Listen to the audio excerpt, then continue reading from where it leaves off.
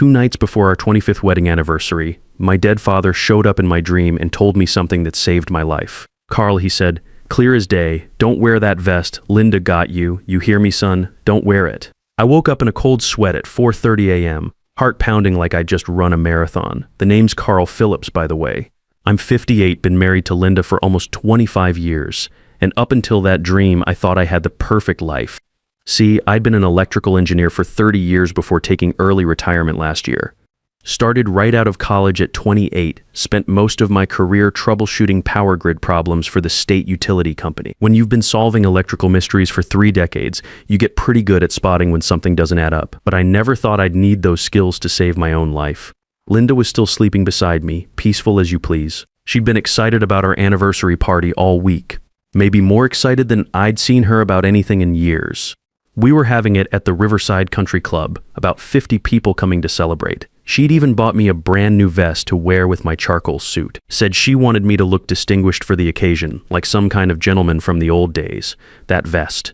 The one my father warned me about. I got up, careful not to wake her, and padded to the kitchen in my bare feet. The house was quiet except for the hum of the refrigerator and the tick of that old grandfather clock Linda's mother had given us. I made coffee the way I always did, 2 scoops in the filter, and tried to shake off the dream while I waited for it to brew. But Dad's voice kept echoing in my head. He'd been gone for 3 years now, died of a massive heart attack while mowing his lawn on a Saturday morning. Found him there in the backyard, still gripping the mower handle. But in that dream, he looked exactly like he did when he was alive, wearing that old Cardinals baseball cap he never took off and the gray work shirt he'd worn to the plant for 40 years.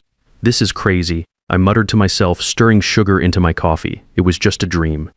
Dad's been dead for 3 years. But here's the thing about being an engineer for 30 years, you learn to trust your instincts when something feels wrong. And something definitely felt wrong. Not just the dream, but other things I'd been noticing lately. Little things that didn't quite add up. Like how Linda had been getting phone calls at odd hours, calls she'd taken the other room with the door closed. Or how she'd been more irritable lately, snapping at me over little things that never bothered her before. She blamed it on stress from the salon, said business was tough, but the parking lot always looked full when I drove by. Over breakfast, Linda was chattering about the party arrangements, more animated than I'd seen her in months. "The caterers will be there at 5, she said, scrolling through her phone while she ate her toast. "And I confirmed the band. You remember Tommy Wilson from high school? His group is playing. Oh, and make sure you wear that vest I got you. I want you to look perfect." There it was again. The insistence about the vest. I'd noticed she'd been bringing it up a lot over the past week. Not just mentioning it, but really emphasizing it, like it was the most important part of the whole evening. "Actually," I said, cutting into my scrambled eggs, "I was thinking about wearing my navy blue suit instead. The one we bought for Sarah's wedding last year." Linda's fork stopped halfway to her mouth. For just a second, maybe 2, I saw something flash in her eyes. It wasn't disappointment, it was panic. Then she smiled again, but it looked forced, like she was putting on a mask. "Carl, honey, I spent good money on that vest. It's tailored specifically for you. You have to wear it." "Have to?" I raised an eyebrow. "That's a strong way to put it, Linda. It's not like we're going to the White House." She laughed, but it sounded hollow, nervous. "You know what I mean. I just want everything to be perfect for our special day. 25 years, Carl. It's a milestone. I want people to see what a distinguished husband I have." After breakfast, she left for her nail salon like she did every weekday. Linda had built Elegance Nails up from nothing over the past 10 years, starting with just 2 chairs in a strip mall and growing it into a popular spot with 8 stations and a steady clientele. I'd always been proud of her success, how she'd taken a small idea and made it work through pure determination. Or at least I thought I was proud. Looking back now, I realized there were things about the business I didn't really understand. Like how she always handled the books herself, never letting me see the monthly statements. Or how she'd get defensive when I asked simple questions about revenue or expenses. Once she was gone, I went to our bedroom closet and stared at that vest. It was hanging there next to my suits, still in the clear plastic garment bag from the tailor shop. It was beautiful. I'll give her that. Deep charcoal gray with subtle pinstripes, expensive fabric that felt smooth under your fingers, perfect tailoring. The kind of vest you'd see in a men's magazine or on some actor at a fancy awards show. But Dad's warning kept nagging at me like a splinter under my skin. I'm a logical man. Always have been. I believe in facts, measurements, things you can test and verify. I don't believe in supernatural nonsense, ghost stories, or messages from beyond the grave. But my father had never steered me wrong when he was alive, so why start doubting him now? I took the vest down from the hanger and examined it carefully. The way I used to inspect electrical components for defects back at the power company, you develop an eye for things that are off when you've spent decades looking at equipment that could kill you if it wasn't working right. The stitching looked flawless, professional work. The fabric felt normal, expensive, but not unusual. But when I ran my hand over the lining near the chest area, I felt something that made me stop.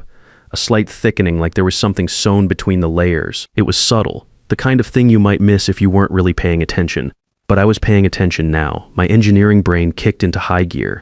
This wasn't random. This wasn't a manufacturing quirk or a design feature. This was deliberate, and it didn't belong there. I went to my workshop in the garage, the same space where I'd spent countless weekends fixing appliances and working on electrical projects. My tools were organized exactly the way I liked them, each one in its proper place.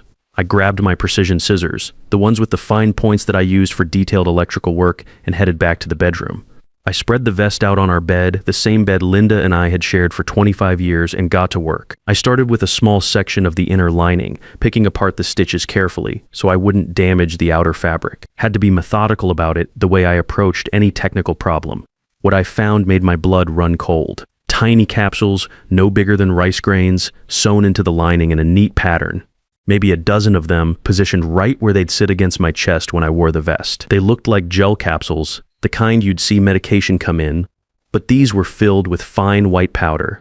I'd been an engineer long enough to know this wasn't an accident. Someone had put these here intentionally, someone who knew exactly what they were doing. My hands were shaking as I used my needle-nose pliers to extract one of the capsules. The powder inside was odorless, but that didn't mean it was harmless. In my line of work, I'd learned that the most dangerous substances often had no smell at all.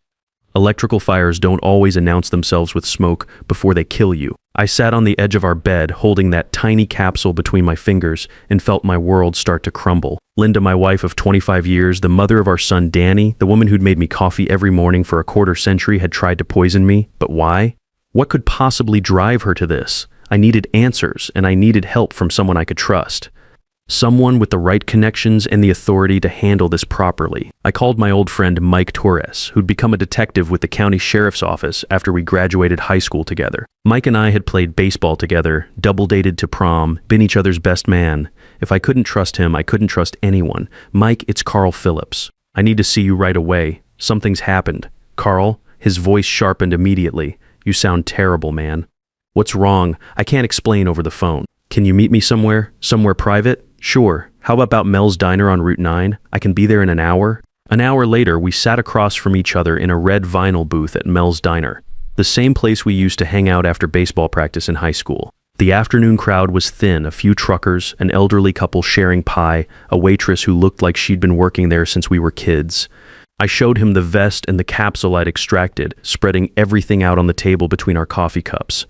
Mike's face went grim as he examined the evidence. He'd seen enough in his 15 years as a detective to know trouble when he saw it.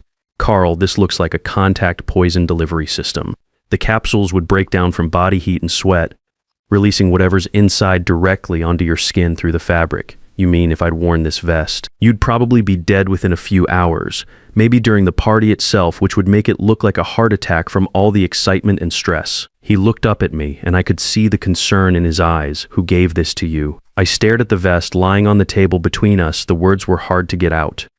Mike, Linda bought this for me. She's been insisting I wear it to our anniversary party tomorrow night. He was quiet for a long moment, processing what that meant. We'd all grown up together in this town. He'd known Linda almost as long as I had danced at our wedding, had watched our marriage grow over the years. Carl, I need to ask you something, and I want you to think carefully before you answer. Has Linda taken out any life insurance on you recently?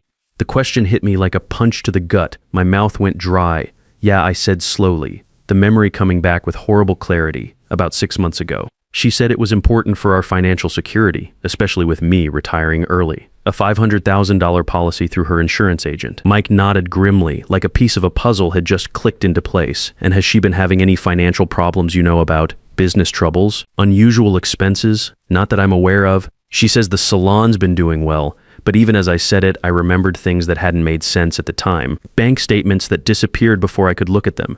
Her mood swings when certain bills arrived in the mail. Those late-night phone calls she'd take in another room. Mike, what do I do? First, we get this powder tested. I know someone who can run it through the lab quietly, get us results fast. Mike leaned back in the booth, his detective instincts taking over. Then, if it's what I think it is, we need to set a trap. A trap. You go to that anniversary party tomorrow night, Carl, but not wearing this vest. We'll be there watching. When Linda realizes you're not wearing it, she might panic, maybe even give herself away. The next 24 hours were the longest of my life. I went home and tried to act normal, but everything felt different. Every smile from Linda felt fake. Every casual touch made my skin crawl. She kept bringing up the vest, asking if I'd tried it on again, reminding me how important it was that I wear it. You did get it clean, didn't you? She asked that evening over dinner. I want it to look perfect. Yeah, it's all ready. I lied, cutting my steak into smaller pieces than I needed. My appetite was gone, but I had to keep up appearances. She seemed satisfied with that answer, but I noticed she barely touched her own food. She kept checking her phone, getting up to take calls in the other room. Each time she came back, she looked more anxious. Mike called me late that night while Linda was in the shower. Carl, the lab results came back. That powder is a concentrated contact poison. Would have killed you within 2 to 3 hours of exposure, depending on how much you sweat. My knees went weak. I had to sit down on the kitchen stool. Jesus, Mike, there's more. I did some checking into Linda's finances. She's got gambling debts. Carl, big ones, about $400,000 to some very unforgiving people. $400,000? I couldn't wrap my head around that number. How is that even possible? Online gambling, high-stakes poker games, some bad real estate investments she made without telling you. The people she owes money to aren't the kind who accept payment plans. It all made sense now. The life insurance policy, the poison, the urgency about the vest. My loving wife of 25 years had decided I was worth more dead than alive. What's the timeline here, Mike? How long has she been planning this? Based on the insurance policy timing and some other financial moves I found, probably 6 to 8 months. This isn't a spur-of-the-moment thing, Carl. She's been methodical about it. That night, I lay in bed next to Linda, listening to her breathe, and felt like I was sleeping next to a stranger. This woman who'd shared my life, who'd raised our son, who'd been my partner through everything, she was planning to murder me at our anniversary party. The next evening, I got dressed for our celebration.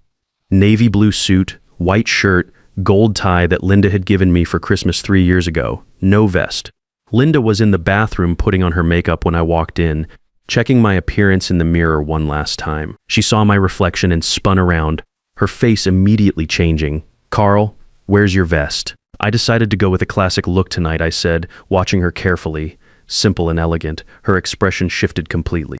The mask slipped, and I saw pure panic in her eyes, the same look you see on someone's face when they realize they've made a terrible mistake. You have to wear the vest, she said, her voice getting sharp and desperate.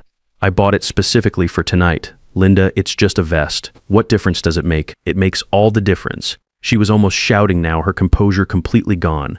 Carl, please, just put on the vest.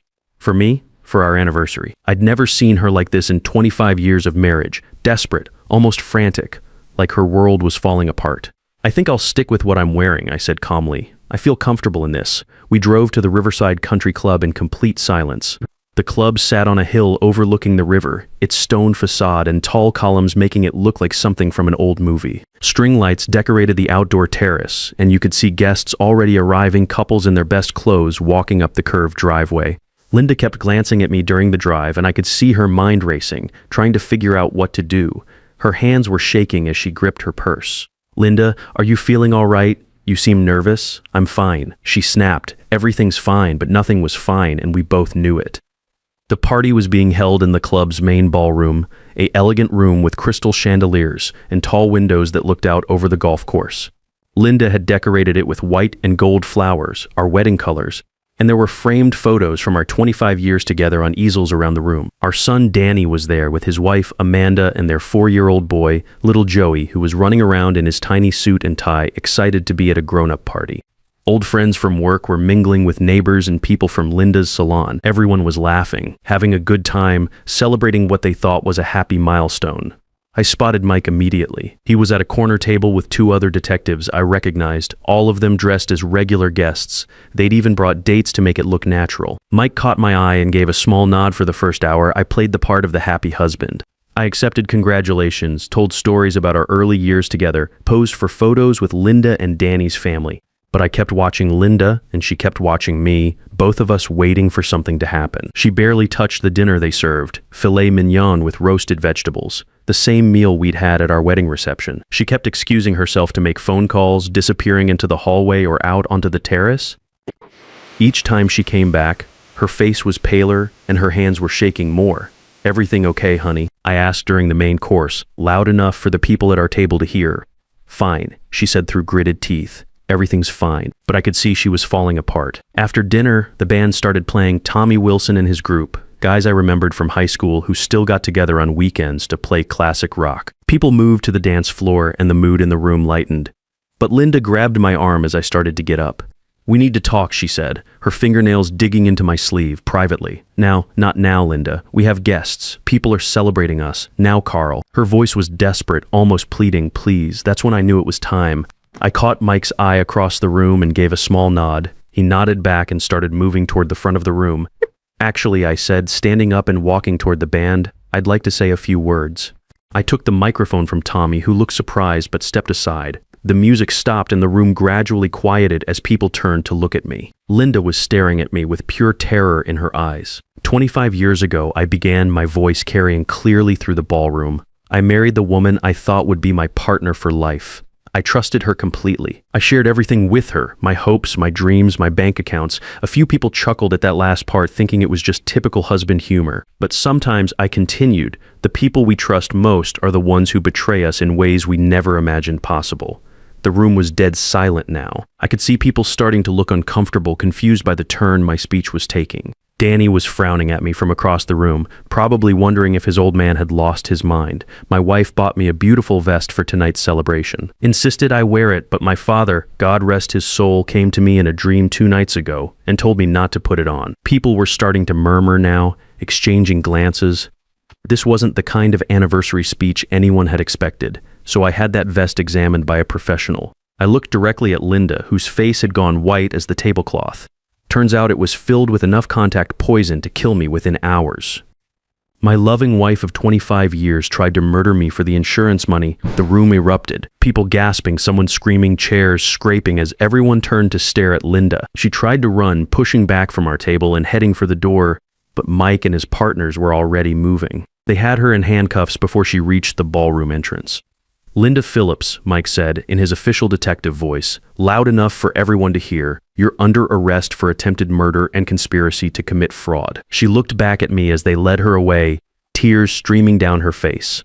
"Carl," she screamed, "I'm sorry. I didn't want to do it. They were going to kill me if I didn't pay. I didn't have a choice, but I felt nothing. No pity, no anger, just a strange emptiness where 25 years of love and trust used to be." The party ended pretty quickly after that, as you can imagine. People didn't know what to say, didn't know how to react to what they'd just witnessed. Danny came over to me, his face pale with shock. "Dad, is this real? Did Mom really try to—" "I'm afraid so, son." He hugged me then and I could feel him shaking. "I can't believe it. I can't believe Mom would do something like this." "Neither could I said, holding my boy, my 28-year-old boy who would always be my little kid. "But the evidence doesn't lie." Amanda came over with little Joey, who was confused by all the excitement and asking why Grandma Linda was crying. We told him she had to go away for a while, that sometimes grown-ups make mistakes and have to face consequences. The investigation that followed revealed the full scope of Linda's deception. The gambling addiction had started small, just online poker to pass the time. But it escalated to high-stakes games, bad investments, loans from dangerous people. She'd been living a double life for almost 2 years, hiding debt that grew like cancer. The trial was swift and decisive. The lab results, the financial records Mike had uncovered, the insurance policy, the testimony from the tailor who'd sewn the poison capsules into the vest, it all painted a clear picture of premeditated murder. Linda was sentenced to 12 years for attempted murder and insurance fraud. I attended the sentencing hearing. She looked smaller, somehow defeated. When the judge read the sentence, she turned to look at me one last time. I saw remorse in her eyes, genuine regret for what she'd done. But it was too late for apologies. I sold our house 6 months later. Too many memories, too many ghosts in every room. I bought a smaller place on the other side of town, a ranch-style home with a workshop in the basement where I could keep my hands busy. Danny and Amanda visit regularly with little Joey, who's adjusted better than any of us to having Grandma Linda gone. Kids are resilient that way. He asks about her sometimes, and we tell him she made some bad choices and has to stay away for a while. When he's older, we'll explain it properly. I've started volunteering at the community center, teaching basic electrical skills to teenagers who want to learn a trade. It gives me purpose, keeps me busy. Some of these kids remind me of myself at that age, eager to understand how things work, how to fix what's broken. Mike stops by for coffee most Sundays. We watch football and complain about getting old, just like we did in high school. He never says I told you so about the investigation, never makes me feel foolish for not seeing the signs earlier. That's what real friendship looks like. Sometimes I lie awake at night thinking about those 25 years. Were any of them real? Did Linda ever actually love me, or was it all just a long setup for the ultimate betrayal? I'll probably never know for sure, and maybe that's okay. Maybe some questions aren't meant to have answers, but I do know this. My father saved my life that night he came to me in a dream. Call it divine intervention. Call it my subconscious picking up on danger signals I'd missed. Call it whatever you want. What matters is I listened to that warning voice, and now, at 58 years old, I'm learning how to live again. It's not the life I planned when I married Linda all those years ago, but it's honest. No lies, no hidden debts, no poison hidden in expensive gifts. That's gotta count for something. Thanks, Dad. I should have trusted you from the start. Sometimes the people who claim to love us the most are capable of the greatest betrayal, but that doesn't mean we should stop trusting our instincts when something feels wrong. The voices that try to protect us, whether from the living or the dead, deserve to be heard, because wisdom often comes disguised as worry. When everything you thought was solid turns out to be built on lies, the only choice is to start over with what's real, and sometimes that's exactly the foundation you need. A man's worth isn't measured by how much someone thinks he's worth dead, but by how he chooses to live after discovering the truth. Trust is like electrical current. It flows easily until something breaks the circuit. But with the right tools and enough time, you can always rewire for a better connection.